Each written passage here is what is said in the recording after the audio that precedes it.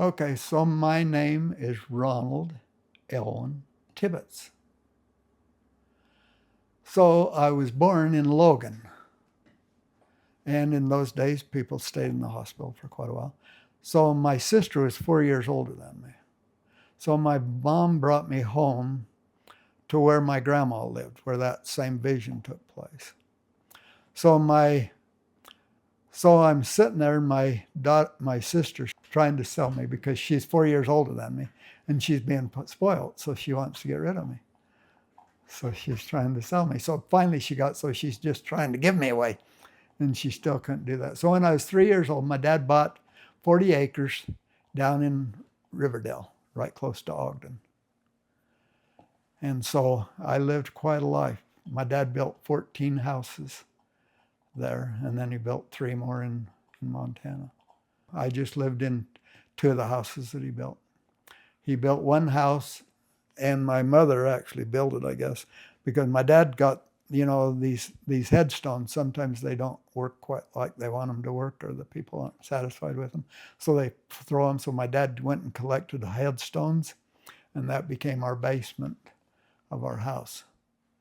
And so then, so that's where we lived. And then about, I suppose when I was about 14 years old, we moved into this other house that was a new house, and it was a nicer house. And I lived there for about 5, 6 years.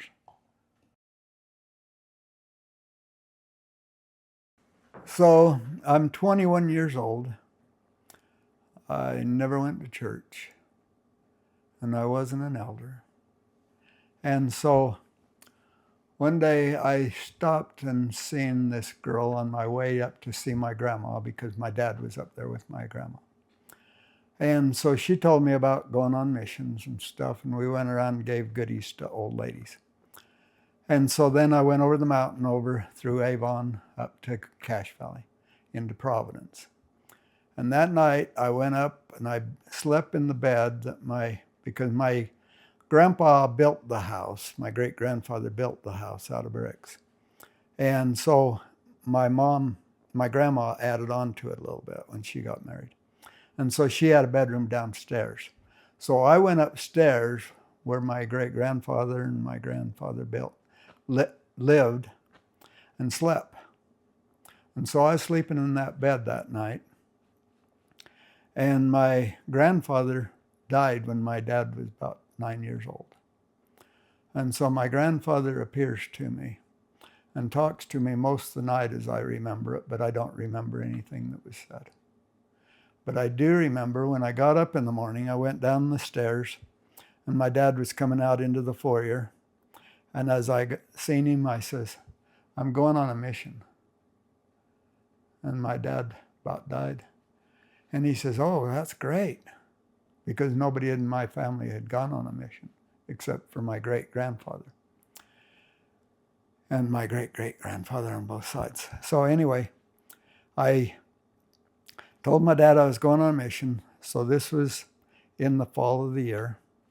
So that only let 2 people go from a ward on a mission, and my ward had 8 people going. So I went to Montana, and I left from Montana to go on my mission because they didn't have anybody to go. So my branch president had asked me probably 4 or 5 months before that if I was going to serve a mission, and I told him no. So then I come up there and I tell him, yeah, I'm going to go on a mission. So I got ordained an elder by a guy up there that I don't even remember the name of.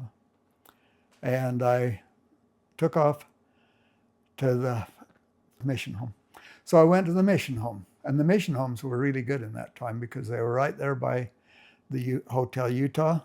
So you could go and get dinner every breakfast and lunch and dinner and everything. And we were just there for a week, and we didn't have to do nothing. We just listened to people talk. So the funniest talk I ever heard is Joseph Fielding Smith gets up and talks. And he says, "Don't ever say, when you're a missionary, don't ever say, we say these things." And so this elder gets up after, and he goes on and on and on with this prayer.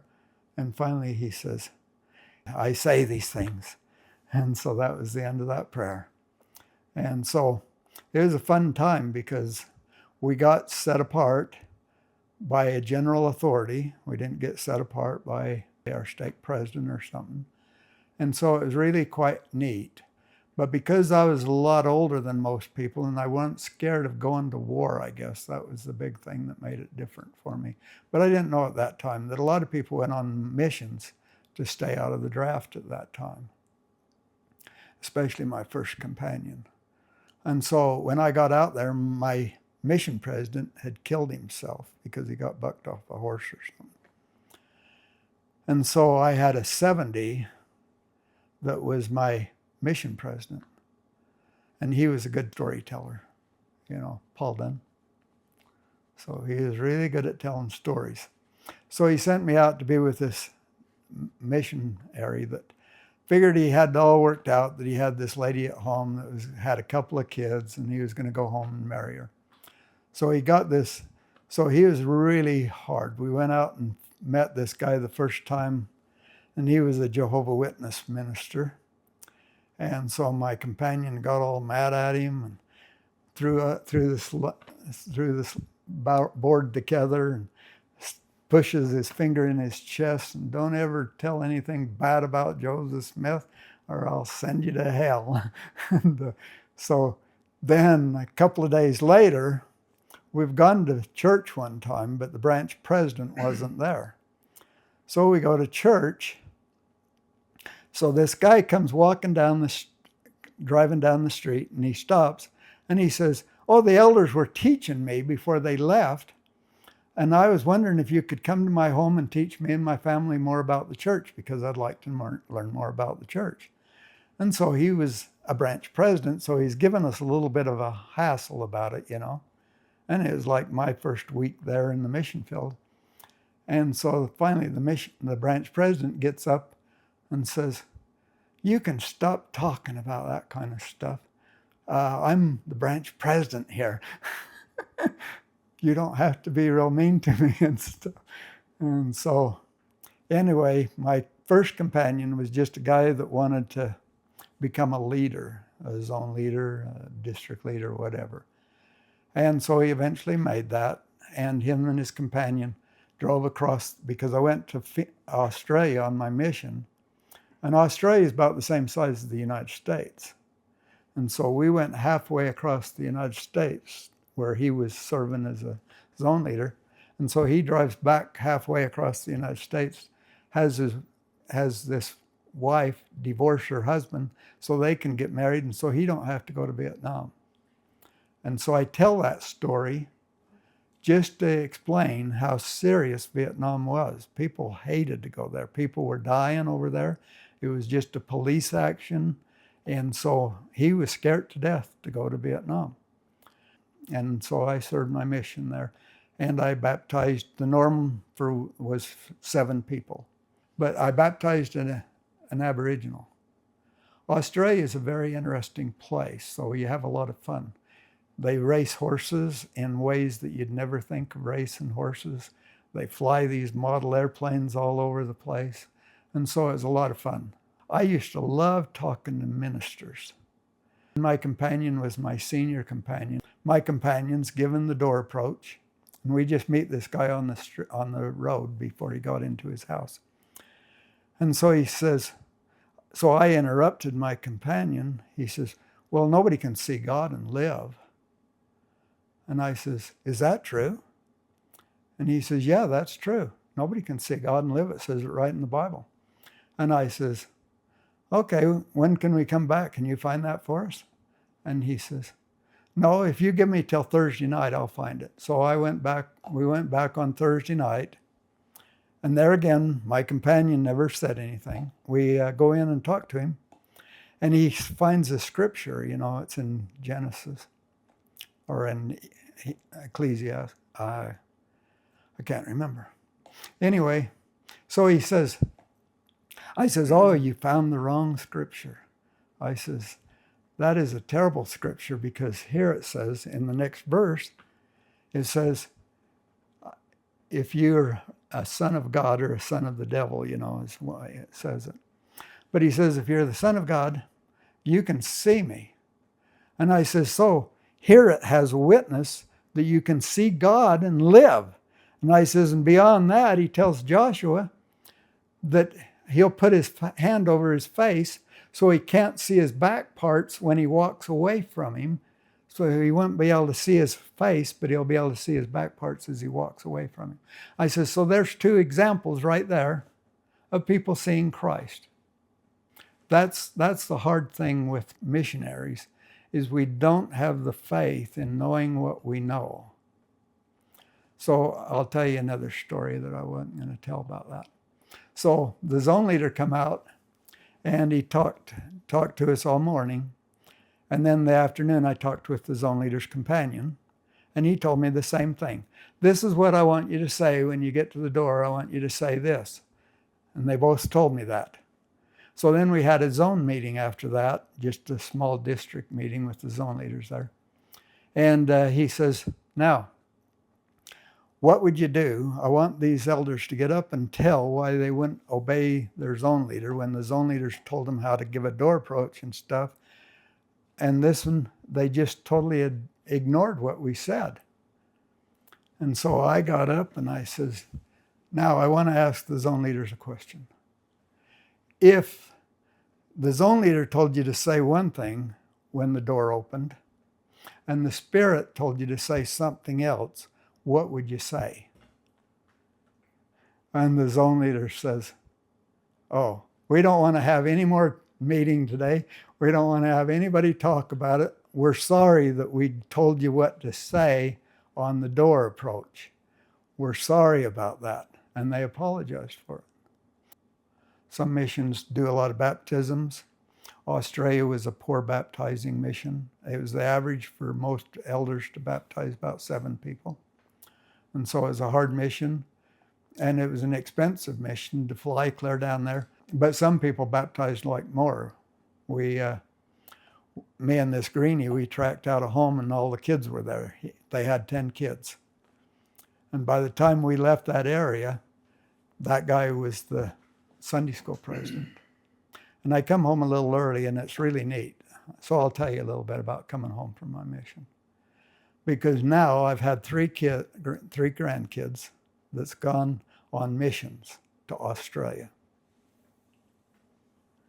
And so I went to Australia, but they flew all the way from Los Angeles to Sydney and all the way back. Well, when I was ready to come home, well, I got this thing, and the mission president says, well, I got a couple of $100 to give you here. I'm not going to give it to anybody else because we don't do a very good job of missionary work, so we're not supposed to entitle our missionaries when they go. But he says, so you're the last one that I'm going to give this money to. I got to go to over to New Zealand. Now, New Zealand and Australia is quite interesting. Now, we have the Snowy Mountains in Australia. And so we'd go up on the Snowy Mountains and would slide down the hills on our feet and stuff like we were skiing.